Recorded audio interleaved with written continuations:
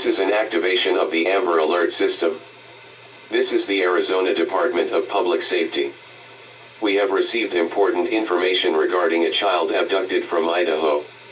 The Idaho State Police are looking for Sandra J. Rios-Chavez, who was last seen outside her place of work in Idaho and is believed to be in danger.